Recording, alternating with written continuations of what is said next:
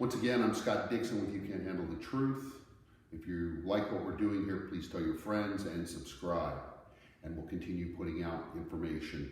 At this point, it's important to recognize that we are setting the broader concepts from which at a later time we can then manipulate those to achieve our goals. But we have to have a much broader understanding of training before we start doing any kind of recommendations on the individual or personal level. This is episode 4. The previous episodes introduced these concepts. I'll go over them quickly, and then we'll go on and try to understand at least a basic setup and understand how these variables impact each other. They impact each other in what we call a holistic manner, meaning what? That when you push on one variable, ultimately you have to pull on another one. So these are always going to be in relation to each other. You never take a variable in isolation, especially with the human body, because it's dynamic. Recovery is a perfect instance of that. Watch the previous video on recovery. Think about your life situations where you're under more stress. Obviously, then all of these would probably have to go down if you want to maintain any kind of positive results. So, as I've mentioned, I think recovery is the most important element. Plan your training around what you're going to be able to recover from, and you'll recover and you'll grow. However, if you do it backwards, well, you're taking a chance with that. I said the second major element that I think is important, or second major variable, is frequency. I think the more time you get into the gym and get out, go and create the damage to the muscle, get out and recover, the more frequently you can do that, the better off you're going to be in terms of your possible gains. Your intensity and your volume are going to be the variables that we play with the most. So if we look at this chart and this matrix that we have set up, if we increase our frequency, typically we're going to have to slightly decrease our intensity and our volume to keep our recovery active. In other words, that we're not pounding ourselves into the ground.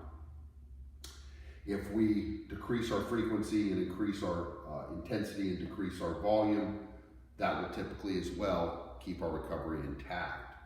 And our last option is to decrease our frequency, decrease our intensity, increase our volume to create and keep our recovery doing what it's supposed to do for our bodies.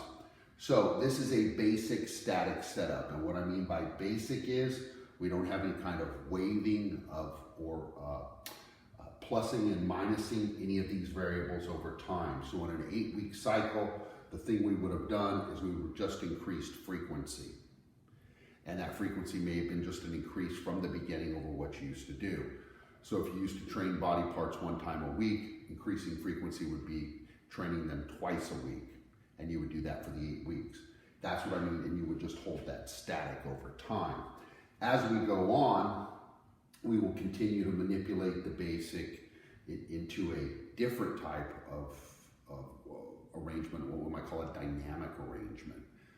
That's what more advanced folks would do, but it's very important to understand that from the outset that your training has to be based around these basic ideas and the interrelationship, the holistic nature of them.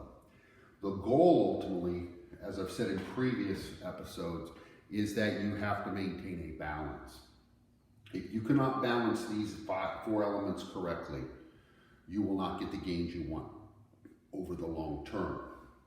And unfortunately, many people think of these variables in isolation. Oh, I'm just going to increase my intensity. And they do so without decreasing other things. And in the process, what happens?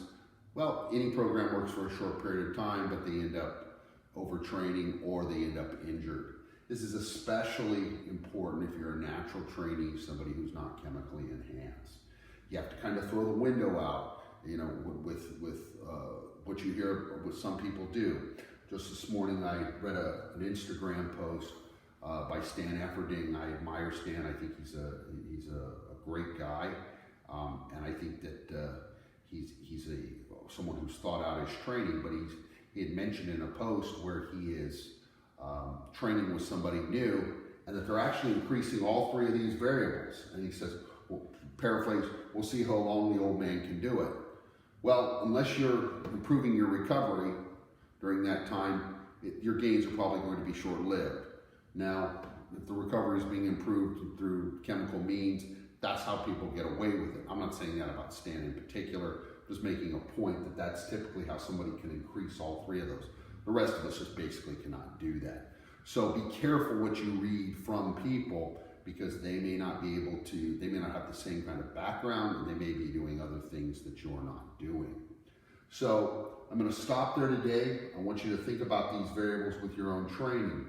If you write yourself up a training program, you should be asking yourself, what's my frequency? How am I going to monitor my intensity? And how am I going to monitor my volume? And the goal, once again, and I'll say this in virtually every episode, is that what do you want to do? You want to do just enough of these two things to cause the damage and get out of the gym. And when you do that, and you do it frequently, and you recover from it, you'll get the gains you want.